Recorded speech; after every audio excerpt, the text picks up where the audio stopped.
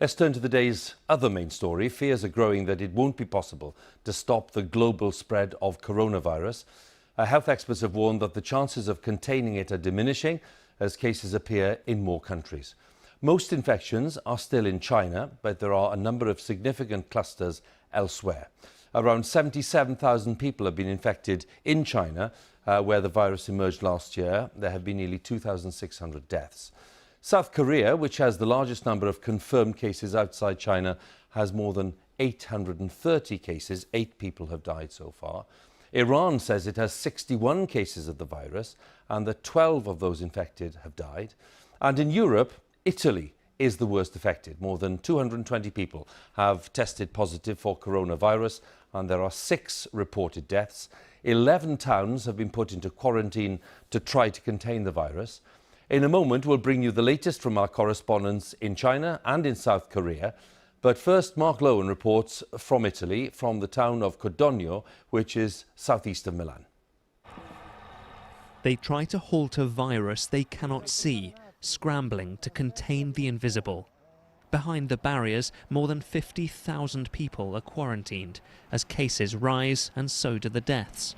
Italy has Europe's worst coronavirus outbreak, the 3rd highest in the world after China and South Korea. We're following our instructions, he says, blocking roads and asking people inside not to leave their homes unless absolutely necessary. Well, this is the exclusion zone now on the road to Codogno, the centre of the outbreak. And you can see they're stopping all the cars trying to enter here and all those trying to leave. Depends whether they've got the authorization as to whether they can pass through. And the Carabinieri and military are deciding whether or not to widen this exclusion zone in an attempt to control the coronavirus spread. For some, old worldly methods of sending supplies to a cut-off town, Tino delivering face masks to his sister stuck inside. She's grateful they've run out there. We were sent pictures from a pharmacy in Codogno serving anxious queues. Buongiorno, Andrea. Buongiorno, Mark. Come stai? And the man who filmed them told us of the growing sense of fear. We feel a bit abandoned. The news we get comes through WhatsApp or Facebook. There's a lot of false rumors around.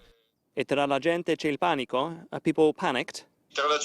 Yes, people are panicking. Some convince themselves it will blow over.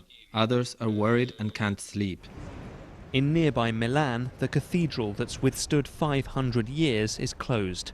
Schools and universities are shut off. And in supermarkets, panic is spreading quicker than the virus.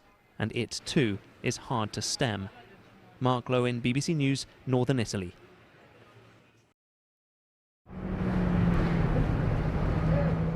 Fear has driven thousands in Daegu into a panic-buying frenzy.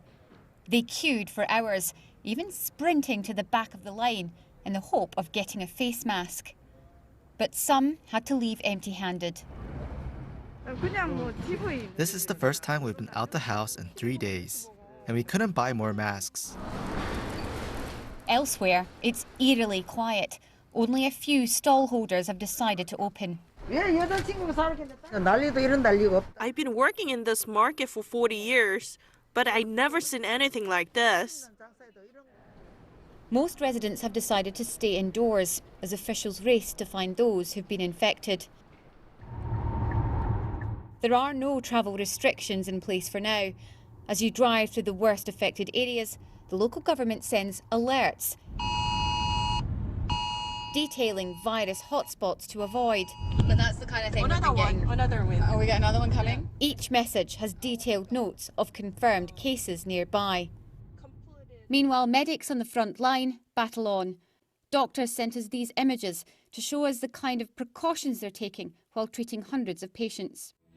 In North Korea, they claim to have no cases of coronavirus after they sealed off their border with China in January. All 380 foreigners in the country have been quarantined. Experts fear an outbreak in this secretive state, where millions are malnourished, could be catastrophic. back in the south, there is a sense of urgency. Officials say the next few days will be crucial if they're to prevent this outbreak becoming an epidemic. Laura Bicker, BBC News, Daegu.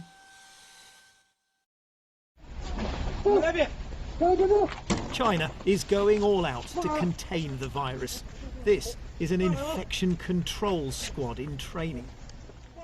But there are still questions over its early response and the silencing of medics who tried to raise the alarm. The public anger hasn't gone away.